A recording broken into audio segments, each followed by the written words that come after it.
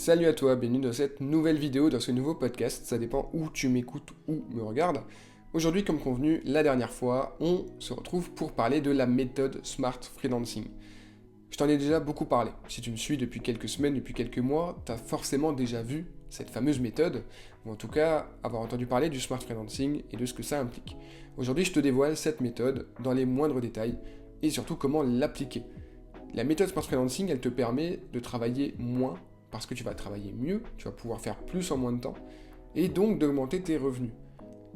Et derrière, si tu veux développer d'autres projets à côté, si tu veux travailler sur d'autres sujets, ou si simplement tu veux pouvoir avoir du temps pour toi, eh ben, libre à toi de choisir.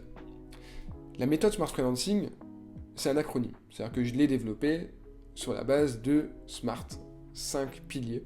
Il y a déjà un acronyme avec SMART, les objectifs SMART, on est d'accord, mais moi j'avais envie de décliner aussi ces SMART sous 5 piliers. Le premier, c'est structure. Ensuite, on a mental, on a acquisition, on a revenu, et le dernier, c'est le temps. Et pour moi, ces 5 piliers, ils sont vraiment totalement complémentaires, ils sont indissociables, ils sont vraiment unis, comme les 5 doigts de la main, tu vois. C'est-à-dire qu'on ne peut pas vraiment uniquement se dire j'ai un problème d'acquisition, un problème de LinkedIn, je veux développer ma façon de faire de la prospection, ou alors je veux juste avoir des hacks de productivité, des techniques comme ça d'organisation, ou alors je veux bosser mon avatar client, ma cible, et c'est tout. Pour moi, tout est connecté. Et tout repose sur la structure d'abord. La structure, c'est une sorte de base, de fondation, qui va derrière pouvoir accueillir tout le reste de ton activité dessus.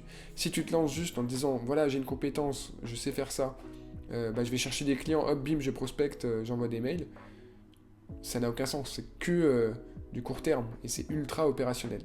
Il n'y a pas de vision derrière, il n'y a pas de positionnement, il n'y a pas de vraie réflexion stratégique. Et c'est ça qui fait la différence entre les freelances qui, direct, arrivent à prospérer, et ceux qui galèrent pendant des années. Tu vois, le mental, c'est pareil. Tu as beaucoup de personnes qui sont uniquement coach mindset. Tu as des gens qui t'aident à développer ta résilience, à réduire ton stress aussi, à améliorer un peu ta sérénité. Donc très bien, tout ça c'est hyper important. Sauf que, encore une fois, ça dépend du reste. Si tu négliges le reste, c'est-à-dire si tu bosses avec des clients qui ne te conviennent pas, qui ne te payent pas bien, comment tu vas être serein dans ta tête? Tout ce que tu vas faire, c'est mettre des pansements sur une jambe de bois. C'est résoudre des petits symptômes au lieu de travailler sur la cause. Donc au final, pour moi, il faut vraiment agir de manière structurée et stratégique. Ça veut dire on commence par, évidemment, un diagnostic. Ensuite, on attaque par la partie structure. On enchaîne avec les revenus, c'est-à-dire la rentabilité, le business model, etc. Puis l'acquisition, puisque évidemment, sans client, il n'y a pas d'activité freelance, il n'y a pas de revenus, il n'y a rien, clairement. Puis, on parle de l'optimisation du temps, donc la productivité, l'efficacité, l'organisation, etc. Et enfin, on termine par le mental. Parce que le mental, c'est vraiment ce qui va te permettre d'être plus épanoui et moins stressé, moins sous pression. T'éloigner du burn-out, globalement, et te rapprocher du bonheur. Globalement, c'est ça que je propose avec la méthode Smart Freelancing. Et je pense que tous les freelances peuvent l'appliquer. Et je suis sincèrement convaincu que 90% des free, peu importe le métier, peu importe l'activité, peu importe la situation perso, la situation pro, peuvent, grâce à cette méthode, atteindre les 5 000 € par mois de chiffre d'affaires facturé, et encaissé, évidemment, en travaillant seulement 5 heures par jour. Franchement, moi, ça fait des années que je suis en dessous de ça. C'est-à-dire que je suis à 5-6 000 € par mois, et je travaille 3, 4, 5 heures par jour au grand max. Donc, je pense vraiment que pour avoir discuté de ça avec des centaines de freelances, pour avoir accompagné déjà plus d'une soixantaine de freelances, et pour avoir co-construit cette méthode avec plein de freelances, sans oublier que j'ai aussi travaillé avec... je me suis basé sur les travaux d'une trentaine d'experts, d'auteurs, de chercheurs en psychologie, en marketing, en business, etc. Je pense sincèrement que cette méthode, elle gagnerait à être démocratisée, disons. Je pense qu'il faut que je continue à la marteler, il faut vraiment qu'on arrive tous ensemble à en faire la normalité. Parce que une fois qu'on a toutes ces bases-là, c'est une évidence en fait de pouvoir développer son activité. Tu vois, parmi toutes les personnes, tous les experts que je te citais, qui m'ont aidé à construire ce programme, donc des gens sur le travail de qui je me suis basé, tu vois, je me suis beaucoup inspiré par exemple de Kahneman, de Pareto, de Newport, de Weiss, des gens que tu connais peut-être un peu plus, c'est Eugène Schwartz en copywriting, c'est David Allen, c'est Kevin Duncan. Des gens en France, on a Laure Daudier, Laura Besson, Maud Alaves, on a plein de gens comme ça.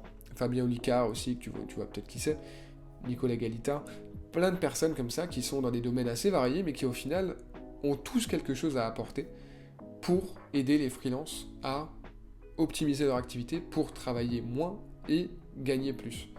Et ça paraît presque idyllique, idéaliste comme ça, utopique. Dans une époque où on te dit sans cesse qu'il faut travailler plus pour gagner plus, et il faut travailler beaucoup, et c'est comme ça qu'on réussit, surtout quand on est indépendant, quand on est entrepreneur. C'est vraiment une façon d'être à contre-courant. Et pour moi, c'est ça qui marche. Parce que si tu vois, la plupart des gens, ils bossent beaucoup, et est-ce qu'ils s'en sortent pour autant ? T'en as certains qui arrivent à bien gagner leur vie, y a pas de problème. Mais à quel prix ? Ils sacrifient parfois leur santé, ils sacrifient leur vie perso, ils sacrifient des années. Et c'est horrible, si tu y réfléchis.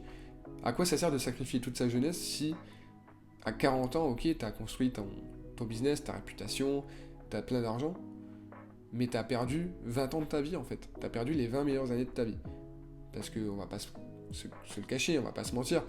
Là où t'es en meilleure santé, où t'as plus d'énergie, où t'as plus d'opportunités de rencontrer des gens, de faire des choses et d'être dans l'action, c'est de 20 à 40 ans. Ensuite, en général, il faut un peu lever le pied. Donc, je te recommande plutôt, dès le départ, que tu aies 20, 25, 30, 35, 40 ans, ou plus d'ailleurs, de lever le pied. C'est-à-dire que foncer au burn-out, travailler d'arrache-pied 8-10 heures par jour, c'est jamais une bonne idée. Et ça, tous les experts sont formels. Les études prouvent d'ailleurs qu'au-delà de 4 heures de travail par jour, bah ça a des conséquences en fait, sur la santé, sur la fatigue, sur les résultats, augmentation du risque de maladie, etc. C'est vraiment très sérieux. Mais bon, ça aujourd'hui, clairement, c'est pas trop la mode en France, et encore pire ailleurs d'ailleurs. Donc en gros, cette méthode, elle est vraiment conçue pour t'accompagner à chaque étape de ta vie. Elle est vraiment faite pour que tous les aspects de ton activité freelance puissent être optimisés, puissent fonctionner ensemble, qu'il y ait une cohérence globale. On parle parfois du terme holistique, c'est-à-dire que tout soit connecté.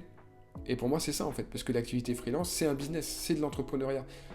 C'est pas juste être un salarié qui travaille pour plusieurs boîtes. Tu vois, ça c'est un peu ce que j'appelle le syndrome du freelance salarié.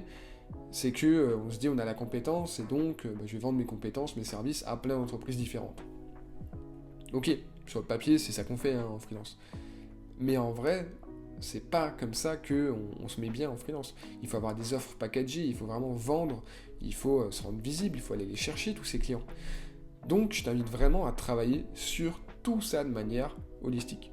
Et c'est comme ça, en fait, que tu vas vraiment faire la différence, que tu vas te démarquer sur ton marché et que tu vas pouvoir atteindre tes propres objectifs, que ce soit les objectifs de chiffre d'affaires, de temps de travail, d'objectifs perso, d'objectifs familiaux, sportifs, etc. Il y a une autre voie qui est possible, clairement, et cette voie, je vais vraiment t'aider à y arriver. Donc je t'invite à t'approprier la méthode Smart Freelancing. Il y a pas mal de ressources un peu partout, je t'invite à aller checker ça. J'ai lancé un programme d'ailleurs qui s'appelle la Smart Freelancing Academy.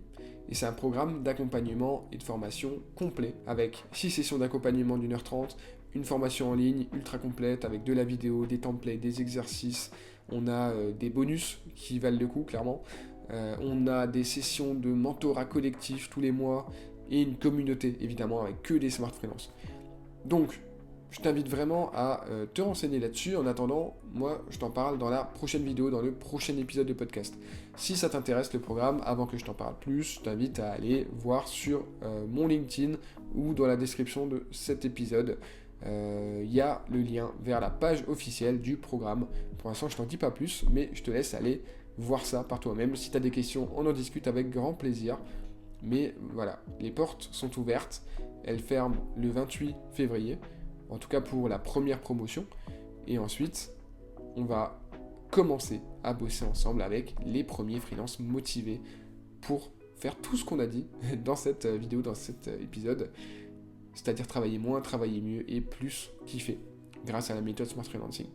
Voilà, je te laisse revenir vers moi si tu as des questions, si tu as des suggestions, des remarques. Je suis à ta dispo. On se retrouve dans le prochain épisode pour parler du programme. Je te souhaite une bonne fin de journée. À très vite. Ciao ciao.